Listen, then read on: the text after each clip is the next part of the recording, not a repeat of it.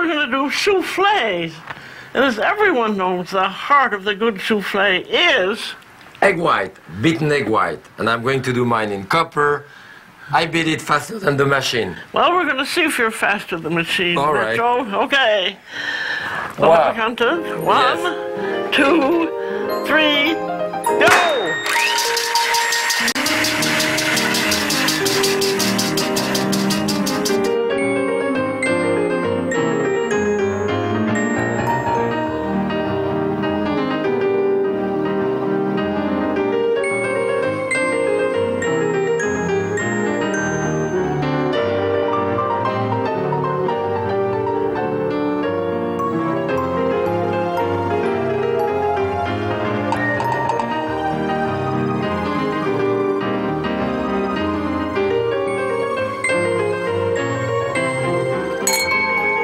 Happy cooking.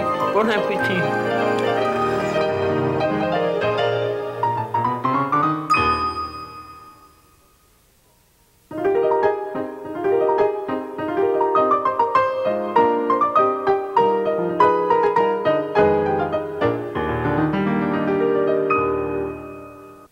Now, who won that contest between the man and the machine?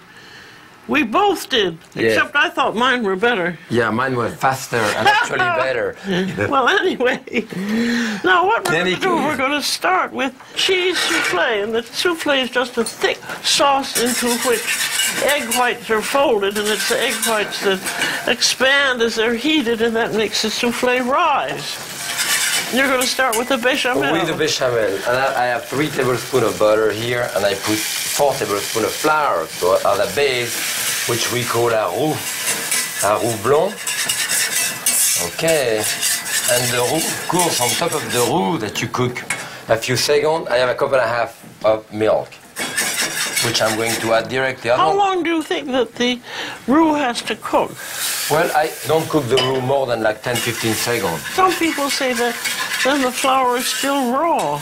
No, I don't believe that. You don't believe that? No, I don't believe that. I do. You do. Yes. But you know, think of a crème pâtissière. Crème pâtissière, you beat egg yolk, sugar, you put flour in it, you put your boiling milk, put it back, bring it to a boil and take it out. And it always tastes floury. It never tastes floury, it's a crème pâtissière. All right, okay. So this has to come to a boil. What I like to put in mine, I put a little bit of nutmeg. That's sort of a pinch, isn't it? Yes, and a dash of salt. And the base here, as you can see on the outside here, is starting getting thick. As soon as it comes to a boil, it's about ready. And the bechamel is the proportion here of almost 3 tablespoons of flour per cup of liquid, so it's pretty thick. A thick white sauce. Yes. Beautifully made. And we're going to do cheese in it. Cheddar cheese. Good. See how it gets thick now. It has to be thick so it'll... Yes, to hold the thing everything together. Actually, we're going to put the egg yolk. It's going to thicken it even further. Now we're going to do the egg whites separately. Yes. So you break your egg like this, and you separate the white from the yolk, right? Yeah. And with impeccably clean fingers. That reminds me when I was an apprentice too. We had to clean up the And then inside we're going to of the do, shell. as you usually do, oh, you can break a few of these eggs too, Jack. That's right. So here is what I do. I put them directly in there, and then I remove the yolk. I need that All the white. yolks together. Here. No, I need the yolk in there. So, okay, we have 3, of course. Now, supposing you have broken the yolk, and there's some of the yolk in there, that's why I was doing them separately. Well, I am... Because you never break them. I am All confident. Right. Okay. You do have to remove all of the white, you know, and there is Yeah. a little white thing on each side, which is called the chalaza of the eggs, which actually the sinew, which hold the yolk in suspension here in the center of the shell. Yes, you can see that very easily. Yeah. So that should be removed too. But now, supposing there's a speck of which you're so good at, you never There break isn't them. any, yeah. Well, You know what happened? When people separate the eggs with the shell, I bet you they lose almost each time about 1/3 of the egg white. So I'm doing about 5 egg white here. What I want to do is to start it very fast first. And I do that to break the egg white so that it's liquid. I think that's a very good idea. Yeah, because if you go slowly, it's like a wet mop which goes around and it does. So now I start slowly. And you can hear the egg white falling on itself. And the reason is that I try not to touch the bowl. There's no way you could go as fast as a machine. Okay, so it's halfway done. Yes, it is. It's going very quickly. Yeah, and then you can change hand if you get tired. Well, I think we can put the egg yolk in your bechamel if you want. You have 4 egg yolk there. Basically, I want that type of texture, you know. And now, you see, while Julia is finishing her stuff, I stir gently in my egg, because if I don't do anything, they start breaking down very fast. So you want a little bit of the white? I'll give you a little bit of this first, if you mix it with your whisk. Okay. Okay. That's good. Mixing it with the whisk, that lightens the whole mixture. And now you put it back in there. All right. That's it. And then you're going to add some cheese, I don't right? like it all at once, actually, but then I like to put a little bit some at a of time. the cheese. Okay, so I start folding and you can add cheese. That's right. Yes, it's much better doing it with 2 people, isn't it? Beautiful mixture. That looks lovely. See, the eggs are not grainy here, and that's the proper texture. Now, if you find, say, in a machine, if you've beaten them too much and they've gone grainy, that I found if you put another raw egg It helps. yolk That's in, true. That's true. you don't have to throw them all out. Now what happens, you can put that in your mold ready to go into the oven and you can keep it for 45 minutes. But you cannot beat your egg white, leave them by themselves without anything, unless you put sugar in it to stabilize them to do a meringue. So here, you're putting a color on yours. You're putting a color on yours? I never put color on my souffle, but... Well, then yours don't rise high enough. Oh, that's true. You want me to butter that for you? It's buttered now. We need a little... We're going to put a little cheese in it. All right. And we need to butter that, too. Okay. The cheese is right there. You want Parmesan cheese, right? I don't care. Either one. Okay, this is butter, too. This is the reason for putting cheese or breadcrumb around the sides, is so that it won't stick to the sides. It'll rise and you give up. a nice crusty, give a nice crusty side to it. Okay. See, that's very nice. No, okay. So we put this first or the color first? Put that first. Yeah. All right. And how do you attach this? Ah. And have the head of the pin down for easy removal. Well, that's going to go out. Good. Shall I put a bit more on top now? I would think so. We want it to rise over the... Wow, this is a big souffle. Okay, I have all of it in there. Beautiful. No, it immediately goes into the oven. This is going to take like 45 minutes. 350 degrees I put, right? Okay. I'm finishing my bechamel I did before. Now I put my egg yolk in it. Beautiful color. Okay, so I put my yolk in it. It thickened a little bit. Yep. Now I'm going to do the base of the souffle with scallop, you know. We're going to do a scallop base here. And those scallop, I have a pound of scallop almost here, like 3/4 of a pound. I just have a little bit of butter and oil, some shallot, and they cook some very quickly. So, I have beaten my egg in the same way, but we did it in the machine this time. And I put a little bit of there. Here. It's always very important of lightening it up. Julie, I think that I may put that back into the big bowl there. Okay. Yes, that would be easier. Okay. Do you want to put the cheese for me, just like you did on the other? All right. This is weirdy cheese. What kind is it? This is an English cheddar. They always do things in strange ways, don't they? You think so? A little more. You like it? No. You don't like it? I like ours better. No. So you think we should... I think it'll be all right in the souffle. Okay. So the mixture here. Looks nice. The color is very pretty, I think. You're going to put that right on top. Then does it get anything on top of it? On top of it, I think that I'm going to put some breadcrumb. I like to put some breadcrumb on top of it. There you are. Maybe I can even mark this. Oh, yes, that'll be nice. And mark it a certain way, just the side. Just like this. Oh, that's very chic. Oh. Okay, a little bit of breadcrumb on top. And I'll put a little piece of the cheese on top, yes. I know you love it. Well, it's pretty. And then you can, of course, you can do that with any type of cheese. Shall we put that in the oven and see how the other one is doing? Look at our other one. Look at that too, and that's coming up nicely. Wow, look at that one.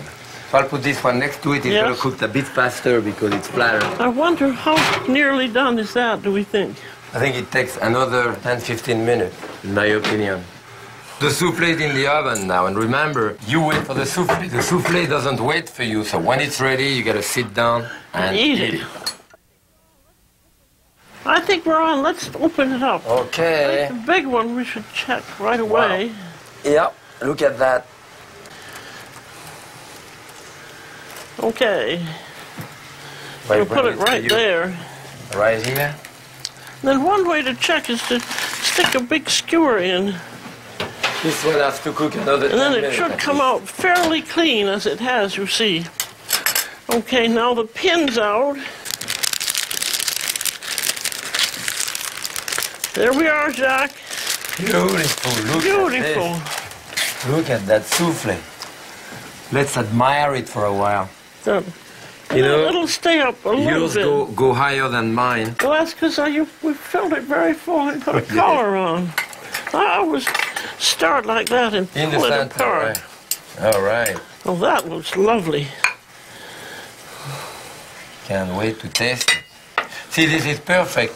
The cooking here, just slightly moist in the center. Wow. And look at the center of that soufflé there.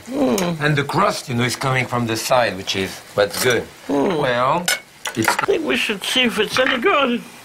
I love, you know, my favorite soufflé is actually cheese soufflé. I love cheese. And especially it's so nice for lunch with a good salad. That's delicious. I think the scallops must be ready now. Let's take it out of the oven. Yes, look at that. Oh, that's beautiful. Let's get it this way. I'll get this out of your way.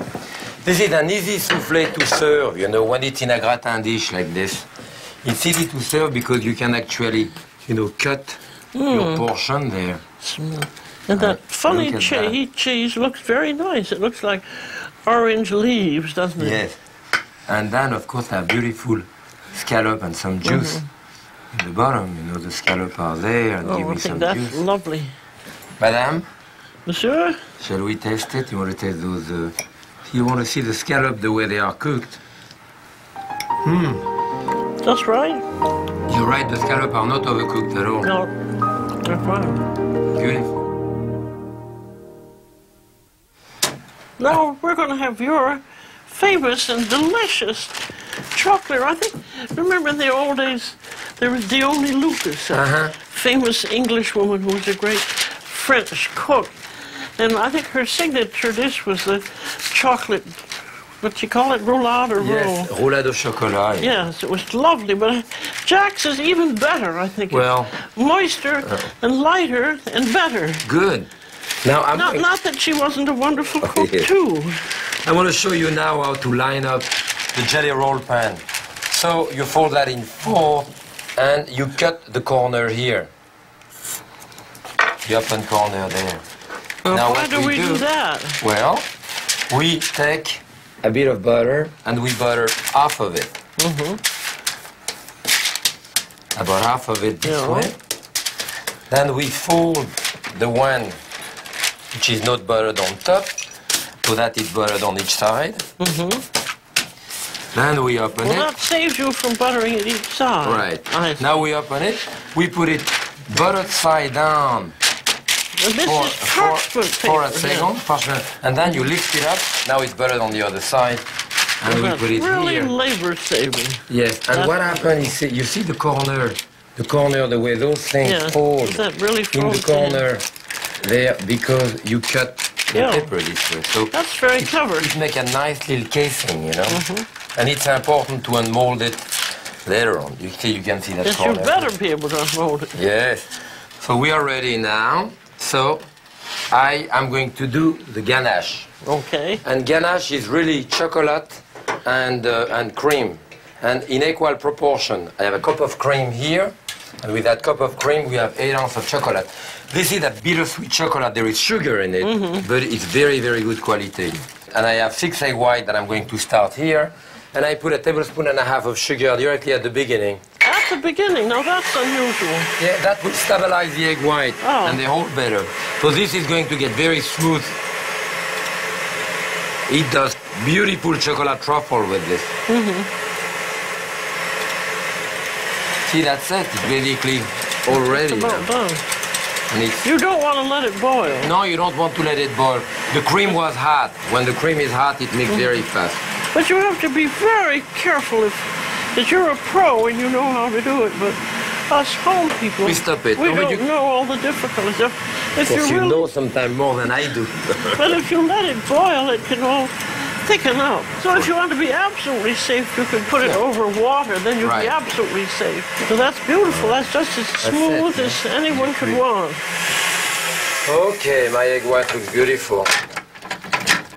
And you do use the machine now and then? Oh yes, I do, of course.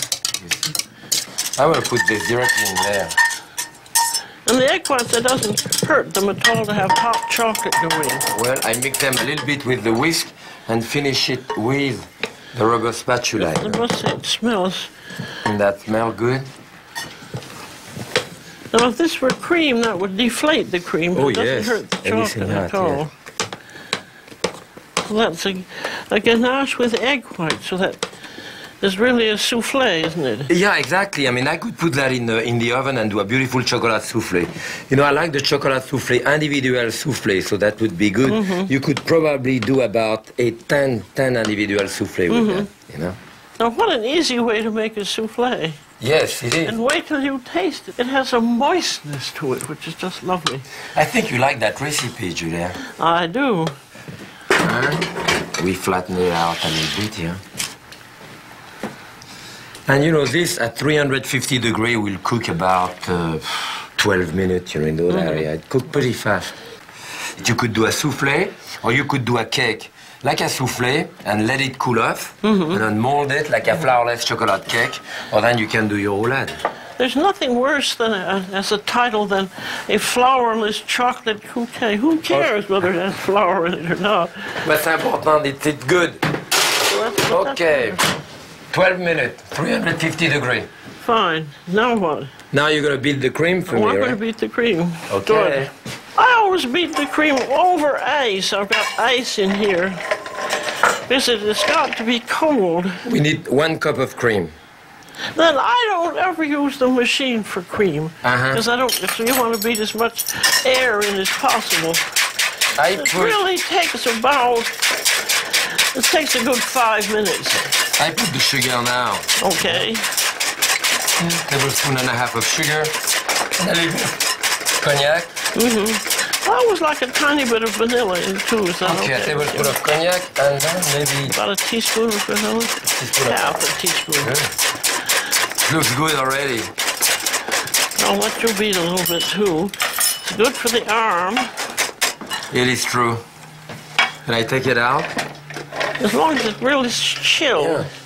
I think the beauty of it, the important part is that the cream is beaten with a back and forth motion much more than getting into it like the egg white. But you want to get as much air in as possible, don't you? And usually it may break down and turn into butter, you know, if you beat in it too much. But just the emulsion back and forth, you can see it being taken now. And this is going to be beaten into chantilly. Yeah, that's it. In other words, it isn't stiffly beaten white cream, it's softly beaten white cream. Like this? You think that's just about enough? Yeah. But I think having it cold is very important. It helps a lot, yes. And that you can beat ahead of time. You can just keep it in a bowl of ice.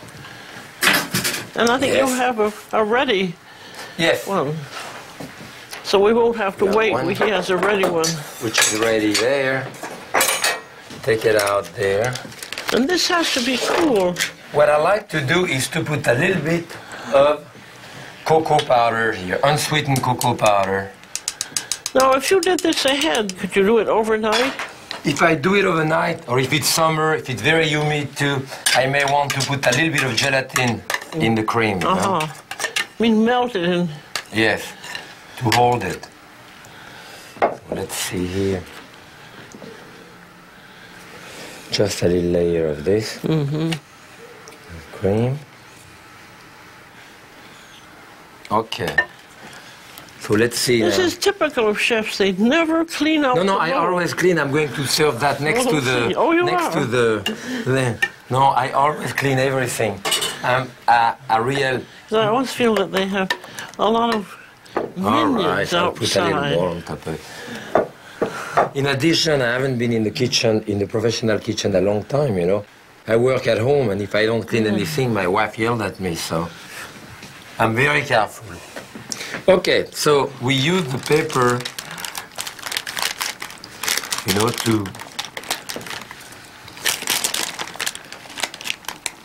roll it basically this way. And you know, at that point, I could put that other piece of paper underneath and keep it like that in my refrigerator ready. So here we have to transfer this to that.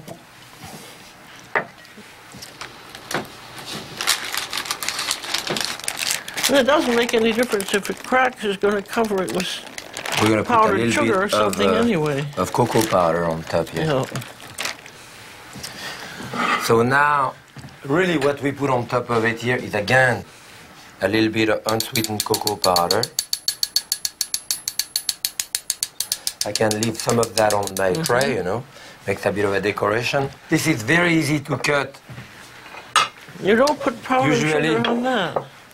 On the Or top. we could if you want. Or you could frost it if you wanted to. This is for the chef, you know, in the Yeah. kitchen, you cut the end of it. Especially if you do your bûche de Noël, so it has a Yeah. nice shape. Okay, I'm going to give you a nice slice out of it. Well, I'm ready. You know, it's still a little warm from the oven. And we could put, oh, maybe a little decoration, a little bit of flowers, Yes. That's... maybe a little sprig of mint. Well, now I'll see if it's any good. Me too. You need a nice sweet wine with that. It's quite light, huh? It's lovely. So I've had a lot of them that are kind of dry, and this has a lovely moist quality to it. I did it with your help. You whipped the cream. This is really just so good I can't stop eating it. I'll just say bon appetit. And happy cooking.